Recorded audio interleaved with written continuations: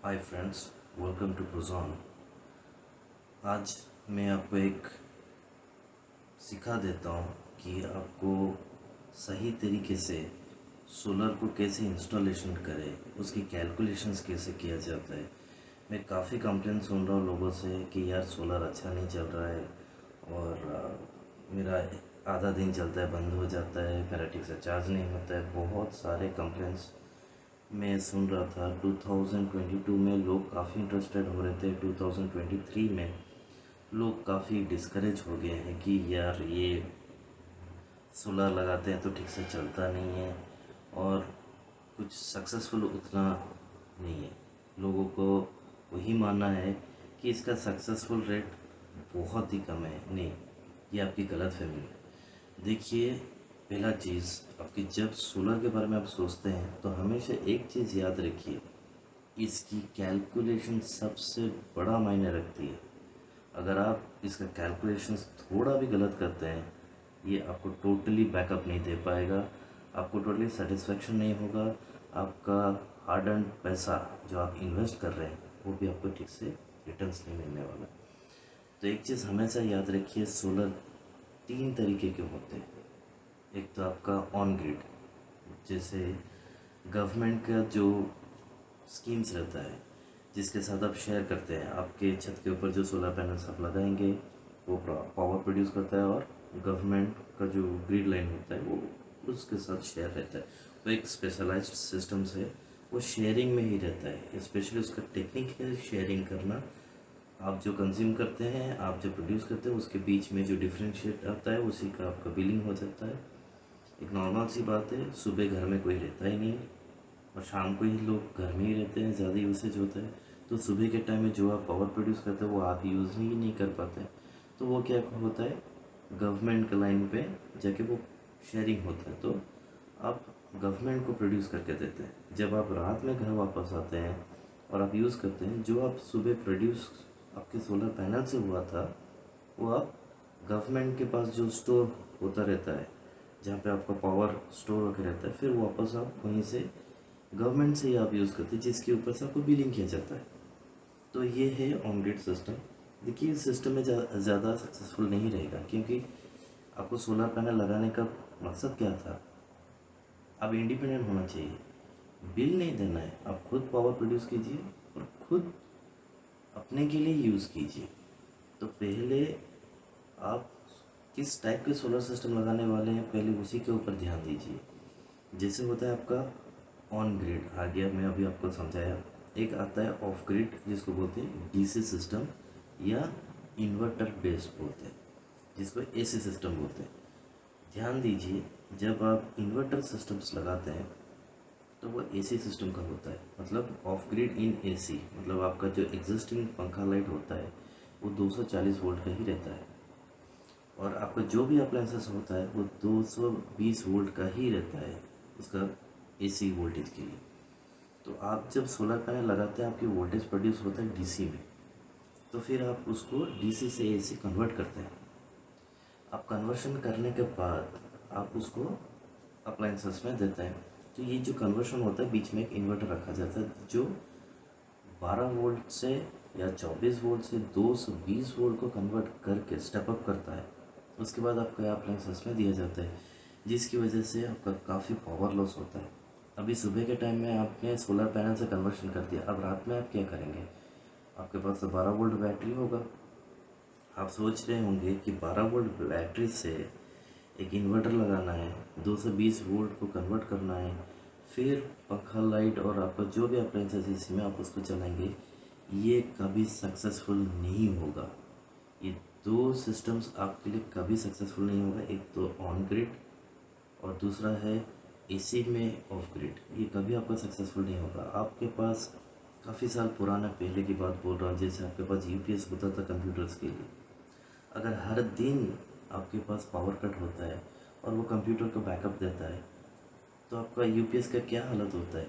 एक 40-50 साइकिल के बाद, जिसको डिस्चार्ज चार्ज उसको बोलते हैं, उसको साइकिल बोला जाता है।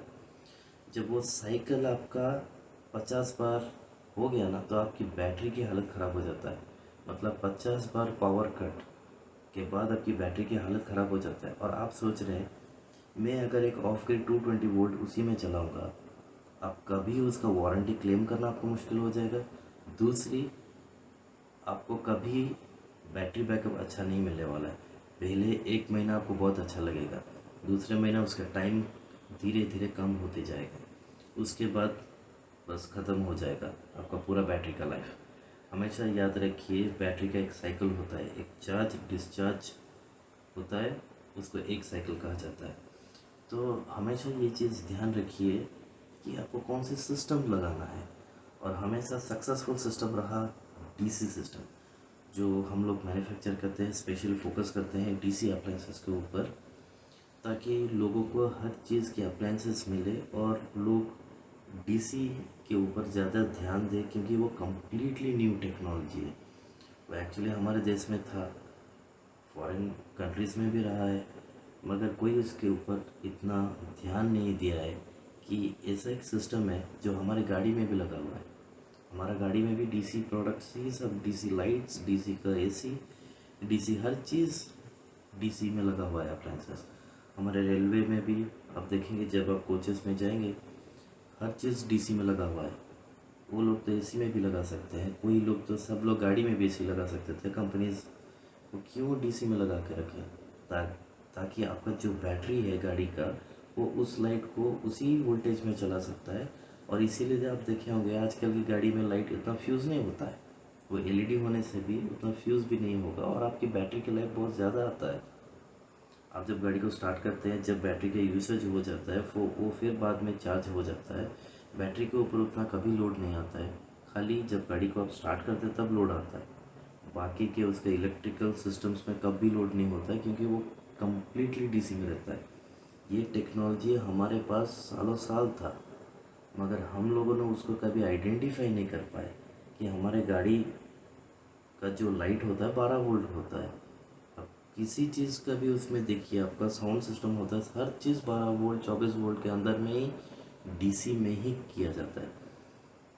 तो हमेशा इस चीज़ का ध्यान रखें कि आप कौन से सिस्टम लेने वाले हैं, आप उसमें कितना पैसा लगाने वाले हैं और वो आपसे कितना रिटर्न्स मिलने वाला है। आप सोचिए, आपके घर में 4,000 रुपये का बिल आता है। अब 4,000 रुपये का बिल, ये जब आपके पास एयर कंडीशनर्स लगा रहता है और काफ़ी हेवी अप्लायंसेस लगा रहता है, तो आपके पास 4,000 का बिल आ जाता है नॉर्मली, बेसिकली बोल रहा हूँ। तो इसमें क्या होता है, आप एक कैलकुलेशन कीजिए, जैसे आप ऑन ग्रिड में चले गए, ऑन ग्रिड में आपका 4,000 से आके 2,000 2,500 के आसपास आ जाएगा, 50% कम हो जाएगी। इसका मतलब नहीं आप बिल ही नहीं पे करेंगे। जब आप इस चीज़ को डीसी में ले आएंगे, आपका तो पैसा ही पूरा ज़ीरो, आपको इलेक्ट्रिसिटी बिल ही नहीं देना है, क्योंकि आपको इलेक्ट्रिसिटी के साथ कुछ लेना देना ही नहीं है कंपनी के साथ। तो उसमें क्या होता है, आप इंडिपेंडेंटली खुद का पावर जनरेट कर रहे हैं और इसी को आप खुद ही यूज़ कर रहे हैं। आप खुद उसको बैटरी में स्टोर कर रहे हैं, जो 12 वोल्ट का बैटरी, और उसी 12 वोल्ट बैटरी से आप खुद ही उसी उसी को ही आप यूज़ कर रहे हैं। तो 24/7 आप कंप्लीटली डीसी में चलाएंगे तो आपकी बैटरी 8 साल से 7 साल तक चलता है। आप इमेजिन नहीं कर पाएंगे आपकी बैटरी इतना लाइफ तक देता है, क्योंकि आप हर दिन एक साइकिल चलाएंगे। सुबह आप चार्ज कर रहे हैं बैटरी और उसी पावर को आप यूज़ भी कर रहे हैं सुबह सोलर पैनल से, और रात जब हो जाता है आप उसमें अपना अप्लायंसेस चलाते हैं जो बैटरी से ही चलता है डायरेक्टली। और जो अप्लायंसेस हम देते हैं वो 12 वोल्ट और 24 वोल्ट में ही रहता है, ताकि आपका बैटरी की लाइफ ज़्यादा रहे, आपकी सोलर सिस्टम कभी डैमेज ना है।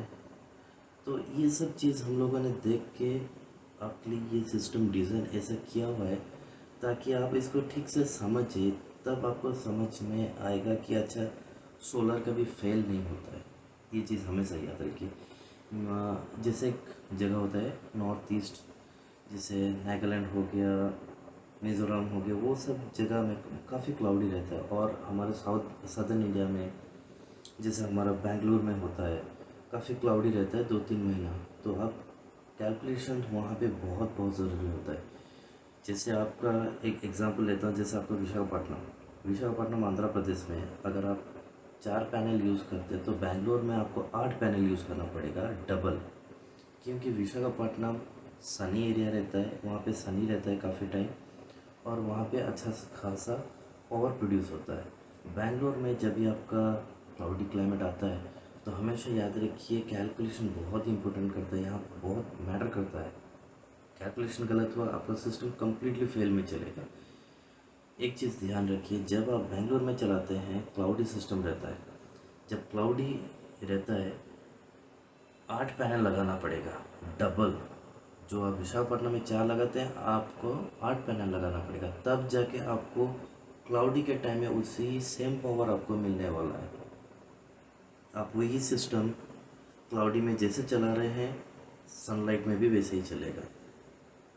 हमेशा याद रखिए कोई भी लोकेशन आपका हो, अगर क्लाउडी होता है जो नॉर्मल सनी जगह में आप चलाते हैं, सपोज़ राजस्थान जयपुर में आप 4 पैनल डालें या 2 पैनल डालें, जैसे ही आप आपके घर के बारे में सोचते हैं ना कि अरे यार मेरा तो बहुत ही क्लाउडी रहता है, ज़्यादा सनलाइट नहीं आता है, तो हमेशा इंटू 2 कर देना है आपको। 4 पैनल लगता है 8 कीजिए, 6 पैनल लगता है 12 कीजिए, हमेशा इंटू 2 करना है। जब भी क्लाउडी आता है इंटू 2, नहीं तो आप पैसा लगाएंगे कम्प्लीटली सिस्टम ज़ीरो में चलेगा, आपका पूरी बर्बाद हो जाएंगे, आपका बैटरी नहीं चलने वाला है, अच्छा बैकअप नहीं मिलेगा, कैलकुलेशंस भी ठीक नहीं रहेगा, पूरी पैसा बर्बाद हो जाएगा, लास्ट में फेंकना पड़ेगा आपको या बोलेंगे यार मुझे ये नहीं चाहिए वो नहीं चाहिए, तो ये सब चीज़ के कॉम्प्लिकेशंस बढ़ जाएगा। तो इसलिए एक चीज़ का हमेशा ध्यान रखें, कैलकुलेशन बहुत बहुत इम्पोर्टेंट है। मैं आगे वाले वीडियो में आपको सिखा दूंगा, कोई फार्मूलाज नहीं चाहिए, कम्प्लीटली ज़ीरो, कुछ भी फार्मूलाज की ज़रूरत नहीं है। Any layman can understand, only आपको डिवाइड मल्टीप्लिकेशन करना है बस, और कुछ भी नहीं है। काफ़ी लोग मैं देखता हूँ या प्रोफेशनल्स को ही समझ पाएगा, एक नॉर्मल आदमी को मैं अगर सोलर बोलूँगा वो समझ जाएंगे, मगर अगर मैं उसमें फार्मूलाज डालूँगा तो वो यार ये क्या बोलने लग रहा है, तो दोज थिंग्स हैपन। तो हमेशा चीज़ को जितना सिंपल करेंगे कोई भी आदमी समझने के लिए ईजी रहेगा।